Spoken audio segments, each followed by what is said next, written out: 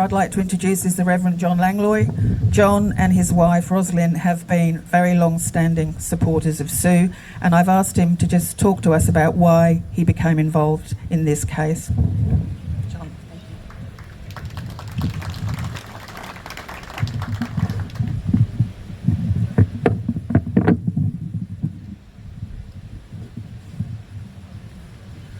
Can you hear me?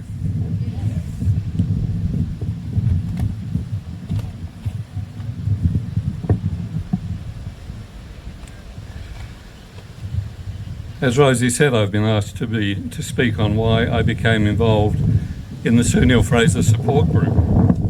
Sue's late mother, Helen Neill-Fraser, was one of my parishioners when I was the rector at St George's Anglican Church, Battery Point, the tower on the hill, just over there. And one of Sue's daughters wanted to be married at the family church, and through these contacts, I came to know Sue and Bob and the family. I remember Sue telling me about Bob going missing and the hours she'd spent trustingly talking with police without a lawyer present. Why would one not trust them? They're all trying to find Bob, and she had nothing to hide. I also remember the shock and disbelief when Sue became a suspect. I didn't go to the trial, partly because I was too busy to take that amount of time off, but primarily because it was ridiculous to think anyone could be convicted when there was no body, no weapon, and no motive. Back in 1975, I changed career from a telecommunications technician to a full-time ministry. I jokingly say I decided to work for God and not the guy who thought he was God.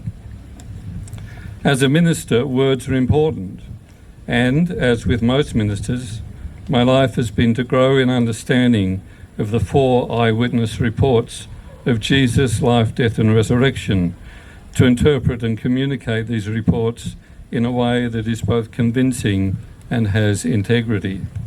As a result, I'm fascinated by the use of language in the culture when the earliest documents we have were written, and the use of language to communicate the same truths in our present culture. So I'm fairly sensitive to what's being said, what truths or untruths are being communicated. As one reads the trial transcript, there seems to have been, if not a contempt of court, then a clear contempt for any sense of justice or integrity. We find that in the early acknowledgement of the jury being told there was blood in the dinghy, when the DPP acknowledged in a closed discussion with only the judge and defence present that there wasn't any blood in the dinghy, and neither the defence nor the judge seemed to consider it important that the jury were told of that error. Again, the so-called experts saying the luminol response in the dinghy, aglow or sparkling, usually indicated blood, yet subsequent tests proved it wasn't. And again, the jury were not informed of those test results. The jury being told Sue had used a latex glove to clean up the scene, yet never being clearly informed that it was Bob's son's DNA in that glove, not Sue's. I could go on, but these failures of our legal system are documented in forensic detail on the Save Sue website. Not only was 13 years of joyous grandparenting stolen from Sue, but there was the very real potential of moral injury inflicted on the women and men on the jury, repeatedly misled and never corrected. The jury then had to make a decision based on false and unchallenged assertions by the prosecution and the judge. They may not feel any moral injury now, but once Sue is exonerated, they will. To quote Dr. Bob Moles, Adjunct Associate Professor at Flinders University, a circumstantial case is one where there are no direct evidence or eyewitness to the event in question. The surrounding circumstance then provide the only basis for the drawing of appropriate inferences. In such cases, there are special rules that apply. In this case, the judge correctly observed that in a circumstantial case, the conclusion of guilt has to be the only rational conclusion open, on the evidence that the jury accepts. He says, if there is any rational hypothesis or any sensible theory consistent with innocence, then Neill-Fraser has to be acquitted. The judge explained how obvious alternative explanations relating to disappearance, accident and suicide could be excluded. If he was mistaken in respect of any of those, then it would mean that a rational explanation consistent with innocence of Miss Neill-Fraser was still open on the facts, and the conviction should therefore be overturned.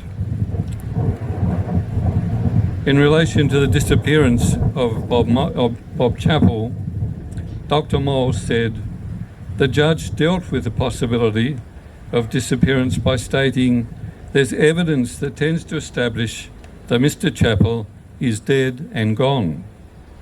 However, the matters which the judge referred to do not provide evidence for that.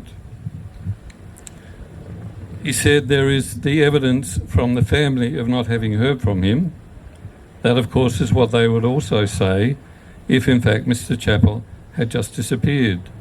The judge then observed that police force, Medibank and Medicare have revealed no sign of him being alive. In fact, the underlying observations that there are no confirmed sightings of him and no activity by him or attributed to him. This is what one finds in all cases where people have disappeared. Dr. Moles says, in effect, the judge is citing evidence of disappearance as if it were proof of death. This is clearly an invalid and inappropriate inference and will collapse the distinction between a person who's disappeared and one who's died. Dr. Moles gives more information and statistics relating to long-term and short-term missing persons.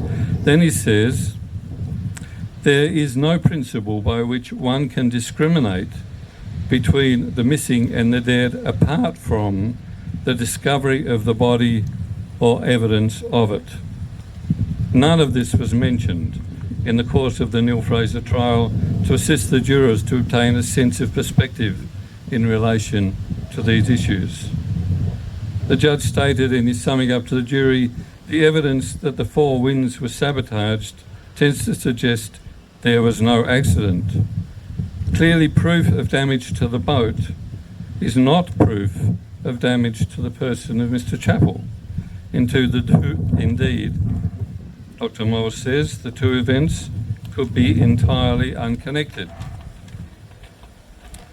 There's nothing to exclude the possibility that Mr. Chappell could have gone off somewhere and later on some people come across the yacht and being unattended caused damage to it. Dr. Moles then demolished the judge's assertion. There's evidence that tends to suggest that Mr. Chappell didn't commit suicide, there being no expert opinion sought and no way of knowing. Dr. Moles then concludes with these words. As the judge explained in his earlier remarks to the jury, basing your verdict on the evidence means you must not use guesswork or speculation in arriving at your verdict. This is precisely what the judge himself has done. If it could be said that these inappropriate statements by the judge might have influenced the jury on arriving at their verdict, then as with earlier issues, Dr. Moles says, the verdict must be set aside. I invite you to read the full account of Dr. Moles' address. A link can be found on the Save Sue website. So where does all that leave us? For me, the court system is an essential part of our society. We need a system in our community which will hold us to account. I'm also very conscious of my own frailty and failings. That's why I'm a Christian. I need forgiveness. I suspect Supreme Court judges are no less human than me and also have flaws and failings. So who holds them to account, especially in a small community the size of Tasmania? Even I have been to a dinner with the Chief Justice at a mutual friend's house. Everyone is too connected here in Tassie.